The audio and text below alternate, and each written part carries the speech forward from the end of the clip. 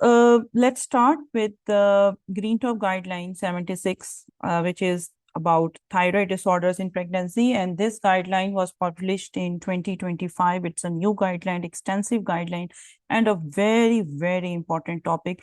Previously, this topic was covered under the TOG articles, which were quite outdated. So now let's do this guideline, and I hope this will be helpful to you. So before we start this guideline, there is an important table in this guideline, which is about the thyroid function disorders in pregnancy. So we may have hypothyroidism, which could be further subdivided into overt or subclinical. So you can see basically these are diagnosed based on the TSH concentrations and free T4 concentrations. So you can just go through this because we'll be discussing everything in detail in the upcoming slides. So this table is important, and you can get this table as a part of assessment in single best answers. They may ask you about the prevalence in pregnancies and the TSH and T4 levels. So they may give you T3, T4 and TSH concentrations, ask you to identify whether it is OH or subclinical hypothyroidism, or they may simply ask about the prevalence. Then we have the isolated hypothyroxemia. Then we have hyperthyroidism, which is gestational transient thyrotoxicosis, or overt hyperthyroidism, which is known as Graves' disease. Another condition is subclinical hyperthyroidism. So if you see, there are 6 main thyroid disorders which we encounter in pregnancy. So we'll be discussing about those. So why thyroid disorders are important in pregnancy? That is the question, the key question. Pregnancy is a stressful time for the thyroid gland because thyroid hormone production should increase by approximately 50% to meet the increased demands. And if thyroid is not increased, thyroid hormone production is not increased, fetal neurodevelopment will be at risk, because fetus is totally dependent on maternal supply of thyroid till it starts producing its own thyroid. So 50% increase in the thyroid hormone production. This is an important figure. You may get it in the exam. So what happens for the thyroid hormone? And these are the thyroid hormone dynamics. So as the woman gets pregnant, the HCG levels increase. And we know that HCG has alpha subunit and it has a beta subunit. Alpha subunit of HCG is similar to the TSH. Okay, so once that HCG levels are high, the TSH levels, they are reduced or they are suppressed, and this is a physiological phenomena what is happening. So as a result, free T4 levels, they start increasing in pregnancy. So for the pregnancy, we should be using the pregnancy specific levels for TSH and T4. Okay, so that is important. And the first 20 weeks is a critical period, especially till the 12 weeks period, because that is the organogenesis period, and the fetus needs adequate amount of thyroid hormones. So what happens in pregnancy? Because of this increased demand of thyroid hormones, iodine requirements in pregnancy, they increase. Because of the physiological changes in pregnancy, there is increased GFR, so renal excretion of iodine increases. Fetal thyroid production will start at around 18 to 22 weeks. So till that time, fetal thyroid also needs iodine. And there is expanded blood volume, hemodilution is there. So that is the reason why the iodine requirements, they increase during pregnancy. And we know the most common cause of thyroid disorders is iodine deficiency. So what should we do about that? So there is an increase in demand, So we should increase the supply also. So how to increase the supply? The supply can be increased from the dietary iodine, and the sources of dietary iodine include dairy, eggs, marine fish. The target dietary iodine should be 200 to 250 micrograms per day. You have to note this figure down. Daily iodine should be at least 200 to 250 micrograms per day for a pregnant woman. And it should not exceed more than 500 micrograms, because excess would also not be acceptable. So we need to balance the iodine requirements during pregnancy. So what does this green top guideline recommend? It recommends to give supplementations of 150 microgram potassium iodide daily.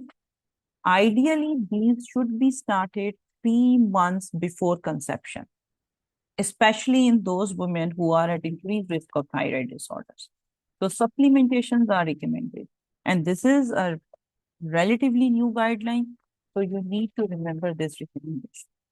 Now, talking about what does the guideline say about the screening? Should we be screening all the women for the thyroid disorders during pregnancy? And they have conducted various studies, various trials were done, and they have quoted a lot of trials in the Green Top guideline.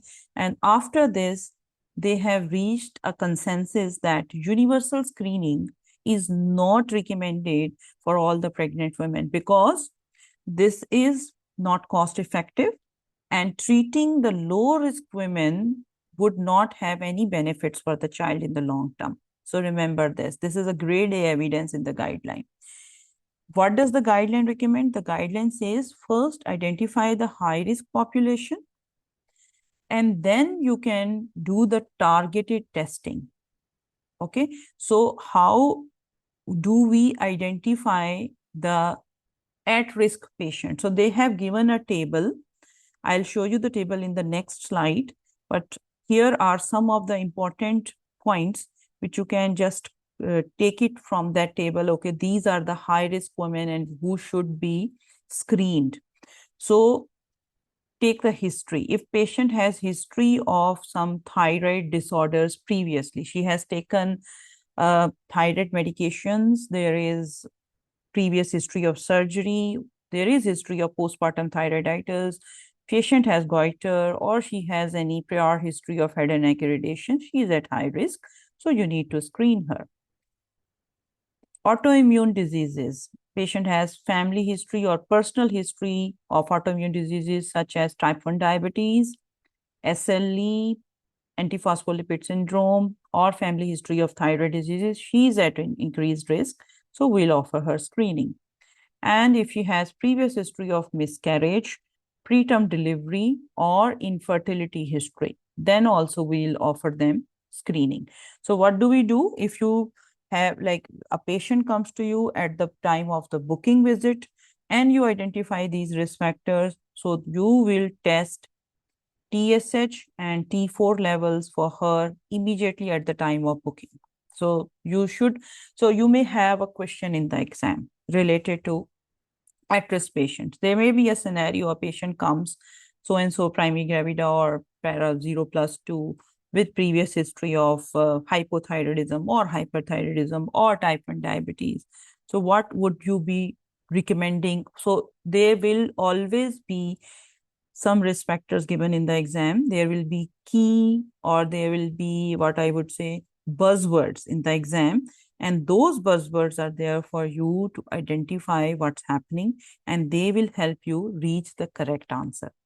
And this is the table number 2, which is about the same things, which is given in detail. And this is from the guidelines. So this should be in your revision notes, because you have to revise this.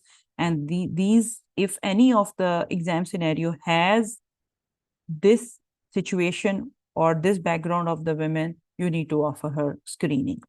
Now let's talk about hypothyroidism.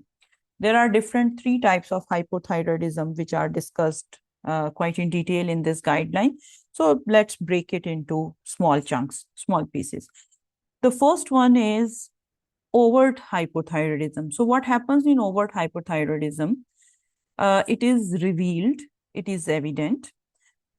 When you do the lab test, you will have high levels of TSH and low levels of T4 levels. So that is evident, okay, the patient is having overt hypothyroidism. So this can have some risks. It can have an impact on the child's IQ.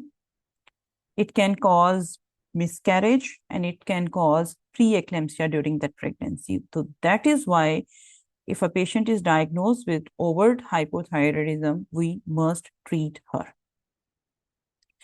One of the challenging condition is subclinical hypothyroidism. So what is subclinical hypothyroidism? Is that the patient does not have symptoms, but when you offer her screening or when you test her based on her risk factors, you find that her TSH levels are high, but T4 levels are normal. So we call it as subclinical hypothyroidism. And there are some categories and recommendation based on the levels of TSH. So if the level of TSH is more than 10 milliunits per liter, we have to treat it. And if TSH level is less than 10, but patient has thyroid peroxidase antibodies, you have to consider the treatment. And if TSH is less than 10, thyroid peroxidase antibodies are not present, no treatment needed. And by the way, this information is very important, and this can come as part of the EMQ STEM in the exam. And you'll have to look into the results and have this as a crisp knowledge. Okay, TSH this, so you'll be treating, considering treatment or no treatment. Okay, now let me explain a bit what is the difference between treatment and considered treatment. So treatment is like guideline has recommended. Okay, treatment is you have to just give that start the treatment, levothyroxine, you have to start. But when it comes to consider treatment, that means you have to take a lot of other factors in view.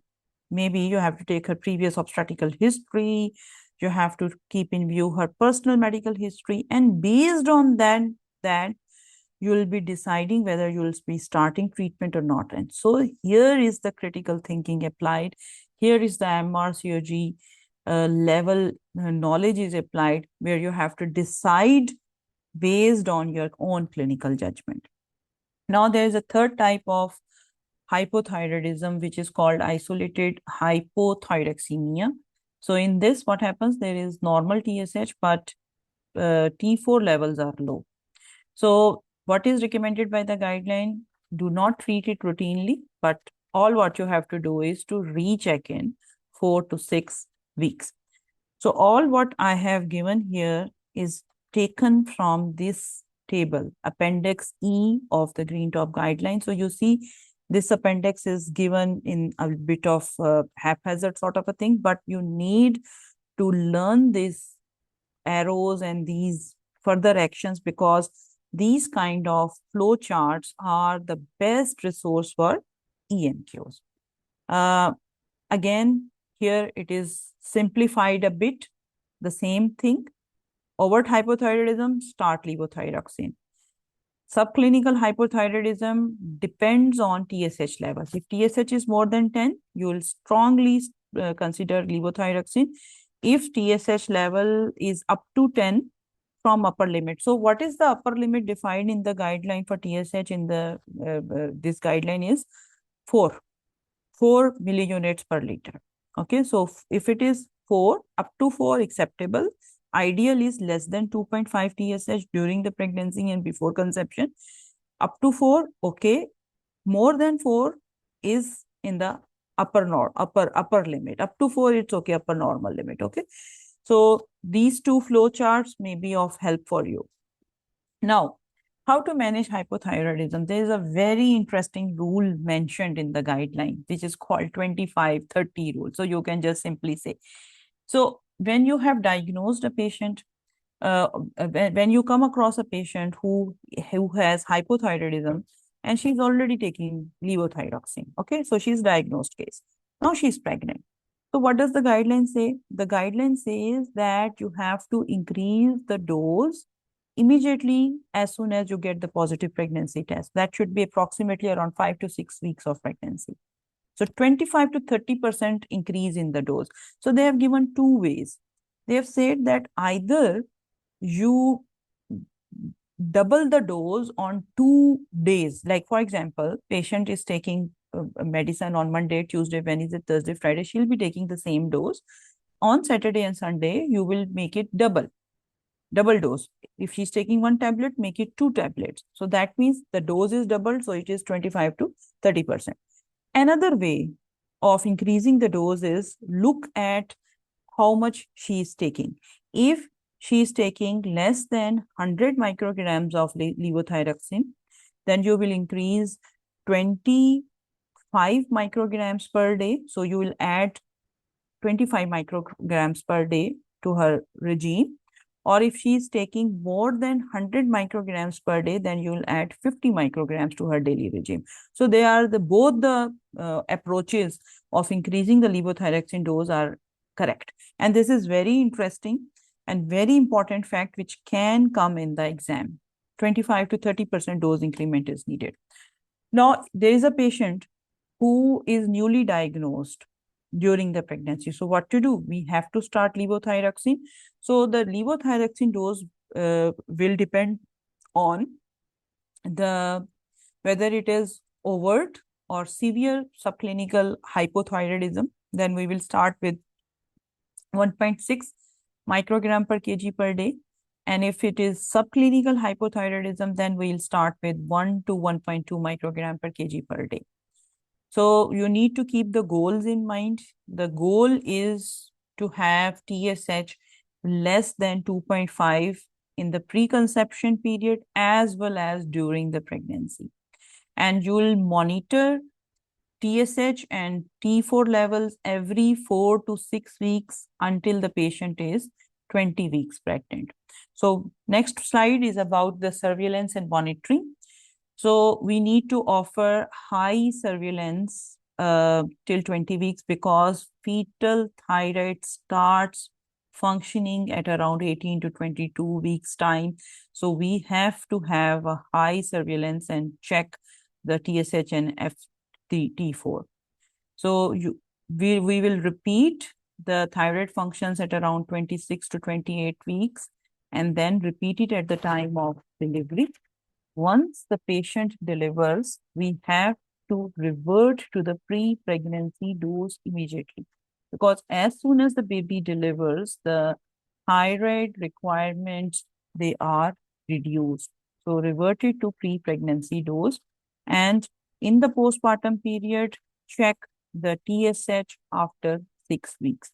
This slide is very important, and this could be an important resource for many exam questions, the monitoring, when to repeat the TSH, what to do at the time of the delivery with the dose, and what are the treatment target TSH levels.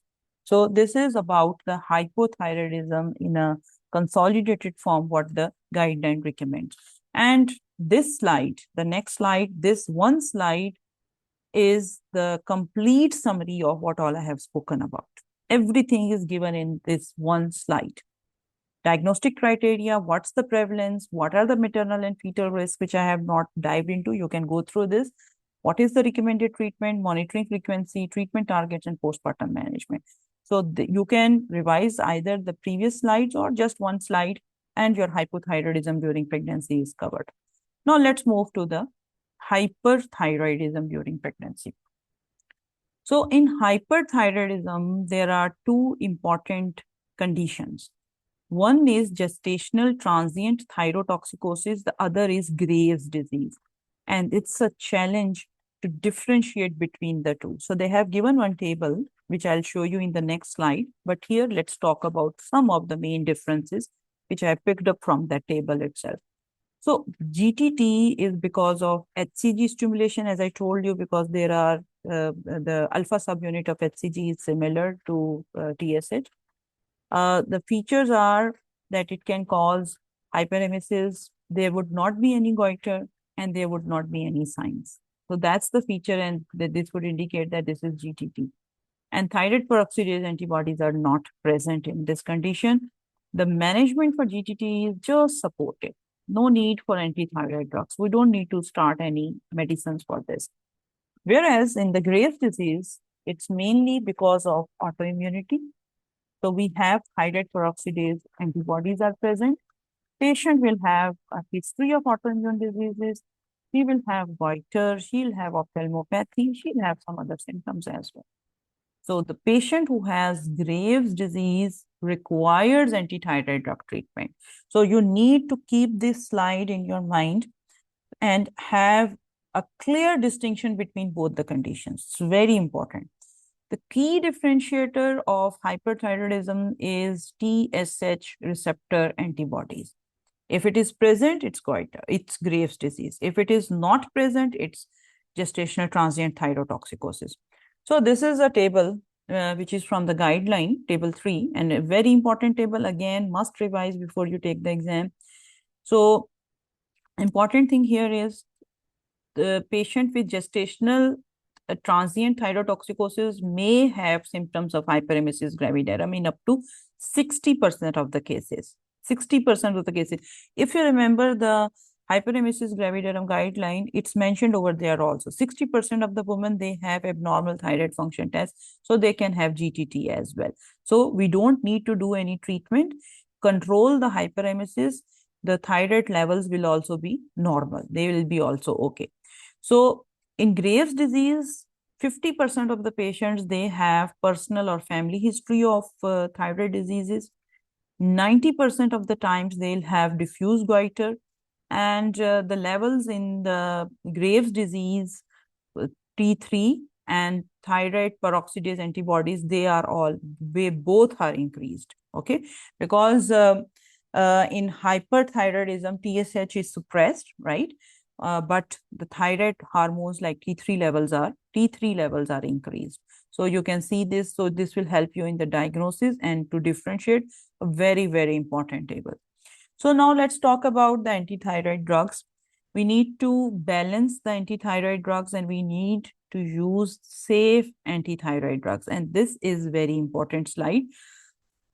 Preconceptually and in the first trimester, especially in those patients who are less than 10 weeks, we should use propyl thiouracil because it has less risk of teratogenicity. And if a patient is taking carbimazole and she gets pregnant, as soon as she gets pregnant, you should shift her to propyl thiouracil, and that should be done before 10 weeks because that is the crucial period of organogenesis. And in the second and third trimester, we can shift her to carbimazole because propyl thiouracil is associated with hepatotoxicity, and that is an exam question. Why do we shift her to carbimazole after second trimester? Because of the risk of hepatotoxicity. And the therapeutic target with antithyroid drugs is to keep the T4 levels in the upper half of reference range to avoid fetal hypothyroidism. So I told you that we need to balance. We have to give the antithyroid drugs, but we should not be exaggerating it. We should not be giving it too much. So the fetal hypothyroidism occurs, and that's not the ideal situation. So how do we monitor the baby in Graves' disease? The risk is, what's the main risk? As I told you, the main differentiating factor for the Graves' disease is thyroid peroxidase antibodies. So thyroid peroxidase antibodies, they can cross the placenta, and then that can damage the baby's thyroid.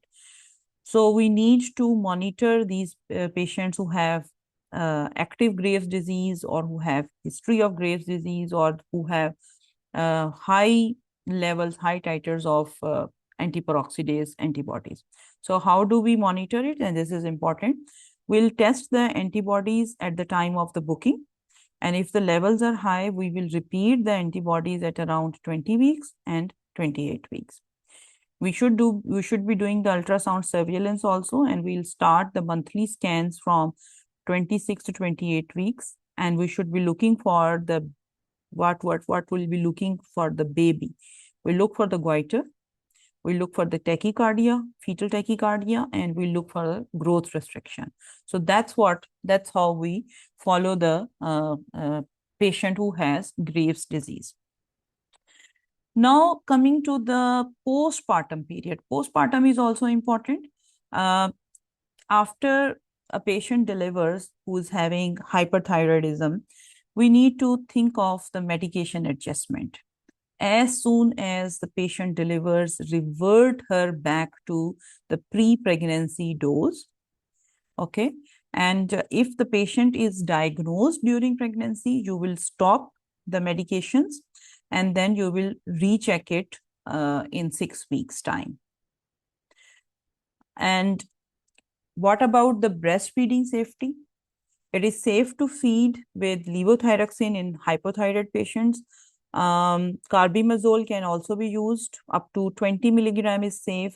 Propyl thiouracil is safe up to 450 milligrams. So this is the drug management for the hyper as well as the hypothyroidism. And one of the tip is that we can split the dose and which the dose can be taken after the breastfeeding. Once a woman breastfeeds, she can take it afterwards in order to avoid the risks. So to summarize the hyperthyroidism of what all we have discussed, Graves' disease and gestational transient thyroidosis, this one slide, everything is given. This one slide is the summary for the hyperthyroidism, what all is mentioned in the guideline. One of a special case is postpartum thyroiditis. So that is important. A patient may have antibodies and after the delivery, in the first 3 months, she may have thyrotoxicosis and like she'll have flare after the delivery. So this is the first phase. So in this phase, there is destructive release of hormones. The guideline says that we should not use anti-thyroid drugs here. We should be vigilant about the postpartum thyroiditis. So these patients should be treated symptomatically, and this, we can use beta blockers for these patients. Then in around 3 months till the 9 months time, the patient may have a hypothyroid phase. The patient, like, once the thyroid is excreting a lot, after some time it burns out and it stops secreting the hormones. So the patient goes into the hypothyroid phase. This phase is to be supported with the levothyroxine if the patient is symptomatic. And then between 9 months till 12 months post-delivery, patient may have a recovery phase. This is the triphasic postpartum thyroiditis, which is mentioned in the guideline. She may have a recovery, but remember, after postpartum thyroiditis, there is still 50% risk of permanent hypothyroidism. The very important exam question can come as a single best answer. And if a patient has postpartum thyroiditis, there is 70% chance that she'll have this recurrence in the next pregnancy also. That's also an important number. So these two thyroid disorders, which is postpartum thyroiditis and another isolated hypothyroxemia, I have not gone into the detail, but here is the one slide summary of all what is mentioned in the guideline and what is required for you for the exam. There is a special situation, 2-3 special situations that the patient may have, she's euthyroid, but she'll have thyroid peroxidase antibodies, like she does not have any symptoms. So what do we do? And this happens in about 5 to 31% of patients. It could be risky because it can increase the risk of miscarriages and preterm birth. So what do we do here? We don't do anything. We don't do anything. We don't give treatment. We don't do the routine screening. All what we do is surveillance. We just monitor this patient. We'll check TSH in the first trimester and we'll repeat it at 20 weeks. So this could be another special scenario for you. There are 3 other clinical situations mentioned in the guideline. I'll just touch on it in this one slide. They have talked about the thyroid nodule. If a patient presents with thyroid nodule, during the pregnancy, we can perform ultrasound that is safe, and fine needle aspiration, if needed, can also be done. If the patient requires surgery, it should ideally be done in second trimester. Now, thyroid cancer, very rare to be diagnosed during pregnancy. But if you have a case like this, management is multidisciplinary. Radioactive iodine is contraindicated. And if a patient has used radioactive iodine, she should not conceive for the next 6 months. It's also an exam question. For how long she should postpone her pregnancy? It's about at least 6 months after radioactive iodine. Postpartum thyroiditis, we have already talked about it. And one point to be added here, if a patient is diagnosed with postpartum thyroiditis, you should monitor her TSH levels every year. That's a point you can add to your notes.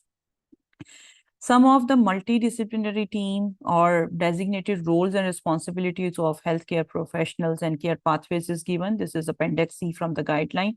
And just have a look at what you should be doing, because in the exam, whenever you have a question, always take it at a 360-degree view and involve the multidisciplinary team members, the other healthcare professionals, and follow the care pathways which are given in the guideline. And that makes a difference in your exam questions, okay? So this is the one slide summary of all the key recommendations that we should give. Iodine supplementations, 150 micrograms per day. We should do the high-risk group testing. Hypothyroidism management is that we have to increase the dose of levothyroxine 25 to 30% immediately once the patient is pregnant. For the hyperthyroidism, we have to distinguish from the Graves' disease. Shift the patient to propyl thiouracil in the first trimester and carbimazole from second and third trimester onwards. Make sure the fetus is safe and monitor it according to the recommendations. And in the postpartum, revert to the pre-pregnancy doses and check for the thyroiditis and monitor and repeat the thyroid function test in 6 weeks' time. So that's all. And I'll take some of the questions and answers. So let's conclude. Thank you very much for your time.